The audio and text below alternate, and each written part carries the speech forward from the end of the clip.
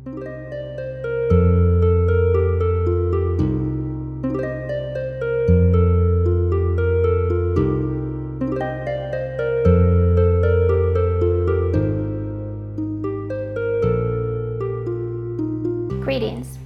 I'm your host, Jamie Aziz. Welcome to another episode of We the People, where we examine social issues from the perspective of the people. In this episode, we are going to examine the pervasive problem of economic corruption in Pakistan and its effect on the people. In its 70-year history, no Prime Minister of Pakistan has ever completed a full 5-year term in office. With the political process primarily controlled by elite family dynasties, and the democratic process heavily influenced by direct military intervention, the rich get richer, the military gets bigger, and the people are left out of the process. The recent decision of the Supreme Court to remove Prime Minister Nawaz Sharif from office is yet another chapter in this saga. A few things are clear. Economic corruption is not limited to Sharif, and his removal from office by the court did not set a clear standard for the future treatment of this pervasive problem. While some have celebrated this move as a benchmark or a turning point for Pakistan, its handling of corruption or the independence of its judiciary, others warn that this move could set a dangerous precedent in a court system that has a history of siding with the military by legitimizing each of the previous military coups in 1958, 1977, and 1999, under the doctrine of necessity. Some have argued that this move was motivated more by the struggle between Sharif and the military than by a true desire to rein in political corruption. Sharif was not convicted of a crime, and it can be questioned why the courts intervened, instead of letting the voice of the people decide his fate, with the next election less than a year away. For a deeper look at this issue, I sat down with Dr. Riaz Haider, longtime political and social analyst and a former professor at George Washington University in Washington, D.C. Dr. Haider sits on the board of International Student House and is the president of the American Heart Association, D.C. chapter. He is an adamant supporter of academia and intellectualism in Pakistan. Dr. Haider sponsors academic scholarships for Pakistani students in both Pakistan and the United States. Was the removal of Prime Minister Sharif a step forward for democracy in Pakistan? And does it strengthen Pakistan's ability to curb future political corruption? One view is that it is a step forward because the public quite rightly feels that there is rampant corruption in Pakistan at every level, political level and other levels, and that Prime Minister Nawaz Sharif, because of his huge majority in the parliament, see, his party has about 192 members as opposed to People's Party, which has about 45 members, and Imran Khan's party is about 35 members. So that he was getting away with whatever he wanted to do, and he could do it with impunity. But the other view is that it is a step backward, because in the 70 years history of Pakistan, there has been no prime minister that completed his or her 5-year term. Why? Because they were stopped either by judges or by generals or by assassins. So it is disappointing from that point of view. And after all, Nawaz Sharif was not convicted of any crime. It was a technical decision, because the Constitution says that the leader, the Prime Minister, should be a Sadiq and Amin, which means he should be truthful and he should be trustworthy. And on that technicality, they found a reason to dismiss Nawaz Sharif. How is this move different from the previous interventions and the Supreme Court's use of the doctrine of necessity? Well, this is hugely different in that Previously, the generals would make the decision to take over and have it legitimized by the Supreme Court, which was quite obviously a farce. And the Supreme Court would say, oh, the law of necessity made it necessary to bring about the changes that the military brought. This time it is quite different. It's more judicious and in many ways more proper. Do you see the fact that the court left the PML party in power and only removed the prime minister as an important step forward for democracy in Pakistan? Well, to some extent, yes. But they could only go so far, because in this day and age, people know what exactly is happening. And I think to understand this whole situation, one has to know what Nawaz Sharif stood for and what his opponents represent. Nawaz Sharif was of the strong view, and in my opinion quite rightly, that Pakistan, to the extent possible, should normalize its relations with India. And this is something that the armed forces did not wish to have. So there was a tussle. And this time, although Imran Khan was in the forefront, it is quite obvious that he had the support of the armed forces. So that is the background that we have to understand in this whole discussion. There's a tussle between the armed forces, who have traditionally almost monopolized power in Pakistan. They have increasingly taken larger and larger portions of the national budget for the armed forces, and the result is that the generals are living a lavish lifestyle, whereas the public suffers from poverty, illiteracy, and injustice. So that's an important consideration. And another thing I might mention, that the armed forces traditionally have tried to justify their opposition to India on the basis that the armed forces are providing security to the country. But in reality, this is their raison d'etre. That is, this is their strong point that they make opposing India, that justifies a larger and larger amount of the national budget to be spent on the armed forces. And the second thing that the armed forces have done, that they've supported these proxy organizations to oppose India in Kashmir and also in other places, such as Afghanistan. Did his stance against the military influence this decision? Excellent question. I've already referred to it to some extent. Yes, this was one hope, if he had completed his 5 years, that the power is being wrestled away from the armed forces. And as the United States has always wanted the supremacy of the civilian authority over the armed forces. And we were almost getting there, but that thing has been stopped now.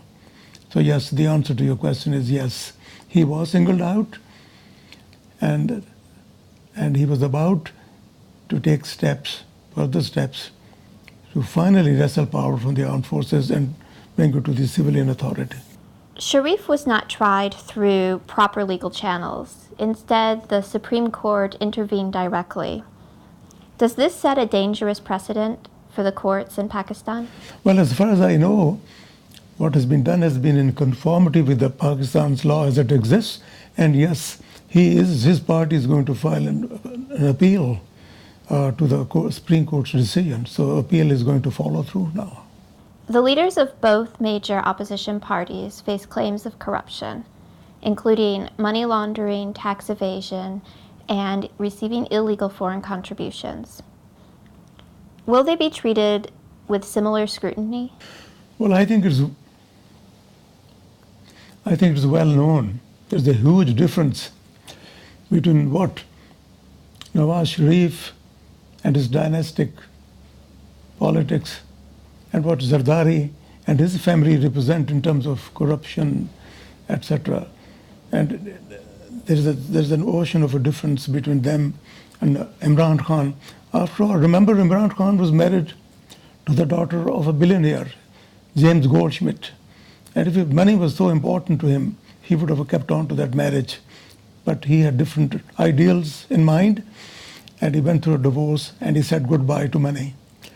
Other thing is that he lives much more modestly. The only property he owns, as far as is known, is his house in Islamabad. It's quite modest compared to the palaces that have been built by Nawaz Sharif and Zardari. So therefore, this business of accusing Imran, I'll come to, I have to support Imran here, is that to compare him to the Sharifs and to Zardaris absolutely makes no sense. And if, in fact, there has been any money laundering or tax evasion on his part, it can be brought to court and brought to light, but it has not happened so far. It seems like Imran Khan is the front runner and most likely to take power in the next election. He has recently come under fire for political corruption, including tax evasion and receiving illegal contributions from foreign governments, including the United States. How will the public view these allegations? Imran Khan has an uphill battle. Let's not forget that Pakistan Muslim League Nawaz Party has 192 members in all in the national parliament, whereas Imran Khan's party is only 35. So he has to at least win 78 more seats, 78 more members to join his party before he can think of forming a government. And that is an uphill task in Pakistan, considering that the Sharif brothers have huge amounts of money to support them.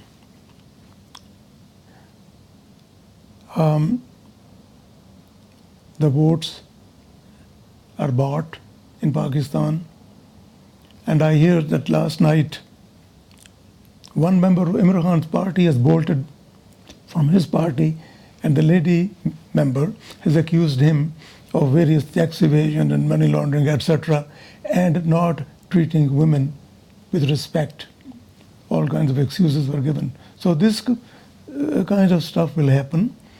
But regardless, I think Imran Khan, in spite of his popularity, because he's a fresh face, he's honest in the public perception, he has not made any personal gains, he has not carried out any personal enrichment in the last 2 decades. So he's more popular. But the forces opposed to him are also very strong, and he is an uphill task. It's not a given that he will be the next prime minister. What do you see for the future of democracy in Pakistan? I think the future is still in a limbo.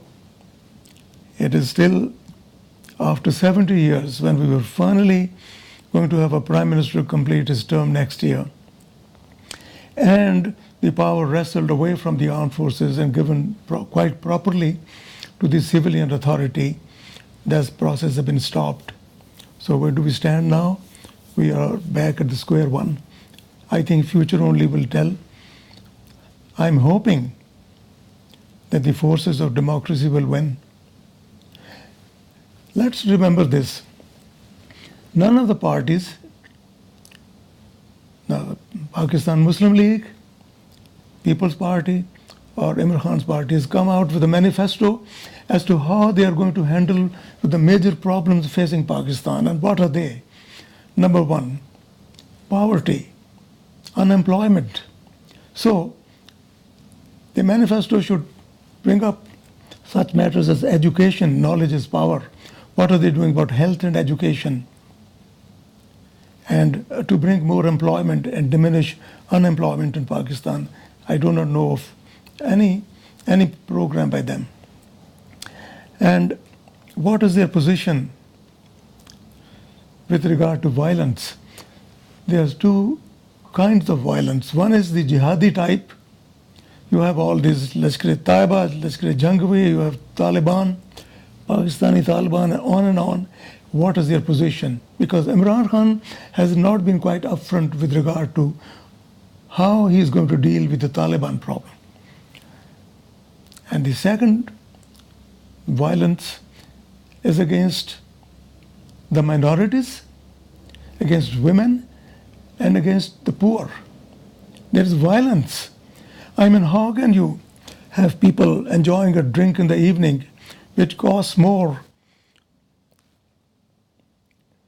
than the poor woman who's sweeping the floor and doesn't get that much after a month's work?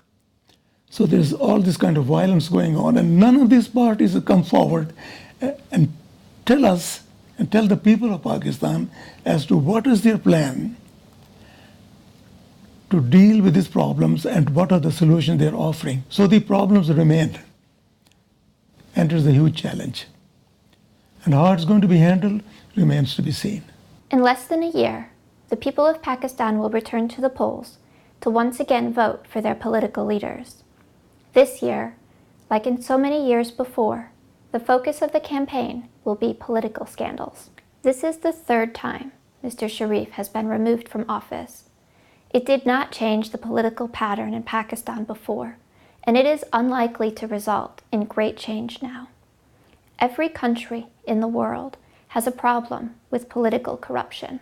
America has a long history of political corruption and its fair share of pay-to-play kickback scandals, from Watergate to Citizens United. Pakistan has far greater problems than the level of corruption of one political leader over another. The people have become so invested in scandal that the campaigns are a long series of increasingly shocking scandals hurdled by one campaign at another. And when the economic scandals are not shocking enough, personal scandals are thrown about to further distract the people. Pakistan has an important election coming up, and the people are talking about how much money the rich have and how they got it. They're talking about Panama Papers and text messages. The news went from the removal of Sharif to the claims of Aisha Gulali. No one is talking about the energy crisis or how to bring jobs and education to an exploding population. No one is talking about how to deal with violence from extremists or how to deal with violence against women. And as Dr. Heather mentioned, no one is discussing the culture of economic violence against minority groups and the poor. And no one is discussing how to create a culture of peace with India, Afghanistan, and the West. As an American outsider with close ties to Pakistan, I watch the events there carefully. I care deeply about the people of Pakistan and the progress of that nation. And in relationship to my own nation, many of the struggles there feel all too familiar. This is what I believe. The people of Pakistan are many, and they have the power with their vote to demand more from their political leaders. They have the power to demand real solutions to real problems. And they have the power to demand that the media cover these issues instead of only covering scandal after scandal. They have the power to demand that their vote be respected and that political leaders who are voted into office remain in office until they are voted out or convicted of a crime through regular judicial proceedings. They have the power to demand that the next prime minister serve a full 5 years and is then held accountable to the people in an election. Yes, Pakistan has a problem with political corruption, but in a system where all of the political leaders have one or more major political scandal, the people should be less caught up in which scandal is more offensive and demand that their political leaders, whomever they vote into office, show real progress on the real issues. Thank you for watching this episode of We the People. If you like this program and want to see more, please subscribe to our YouTube channel, DC Global TV. DC Global TV is a production of the nonprofit organization Bridging the Gap. I would like to thank our sponsors for this production, Design Green and Sultana Miller.